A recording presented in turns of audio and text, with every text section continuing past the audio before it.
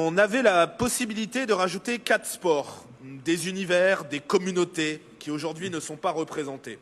En allant chercher des sports urbains comme le breakdance, on va chercher des sports qui cartonnent sur les réseaux sociaux et que les jeunes regardent.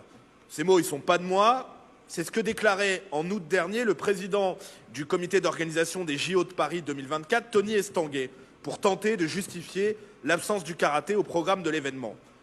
Vous vous en souvenez peut-être, chers collègues, on était seulement 10 jours après la superbe médaille d'or du Français Steven Dacosta, obtenue justement au pays du karaté lors des JO de Tokyo.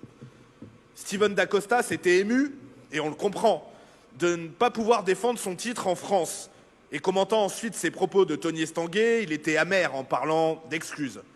Il y a moins d'un mois, le 20 novembre, le jeune combattant conservait à Dubaï son titre mondial et réalisait ainsi un doublé historique. Champion olympique et champion du monde en 4 mois. Si le karaté français a de très bons résultats en ce moment, c'est aussi parce qu'il s'inscrit dans une longue tradition sportive dans notre pays et je crois singulièrement dans notre région.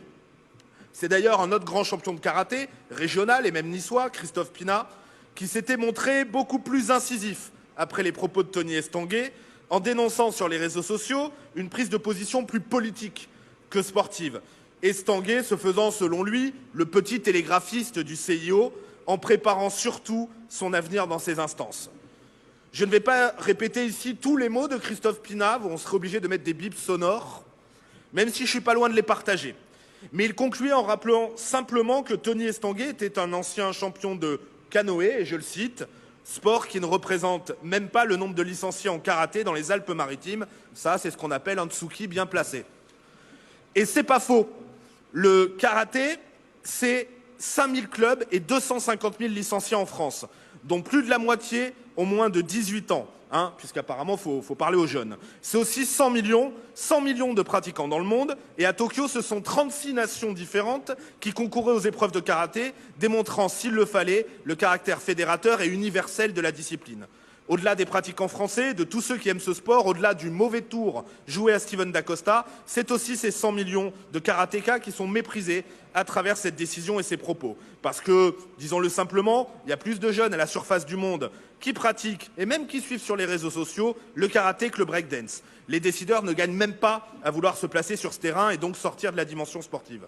Cette décision du CIO et du comité d'organisation des JO de Paris 2024, elle est en réalité incompréhensible. C'est pourquoi, Monsieur le Président, chers collègues, je vous demande de joindre notre voix en tant que région accueillant des épreuves des JO 2024 à celle de Steven Dacosta, à celle de la Fédération française de karaté et d'appuyer leur démarche pour demander la réintégration du karaté parmi les sports additionnels. Bien sûr, nous savons que ce combat va être difficile et le CIO, tout comme le comité d'organisation, semble être enfermé dans leurs certitudes. Pour autant, je crois que le karaté mérite notre soutien et vous savez tout comme moi, Monsieur le Président, que les seuls combats qu'on est sûr de perdre, c'est ceux où on refuse de rentrer sur le tatami. Je vous remercie.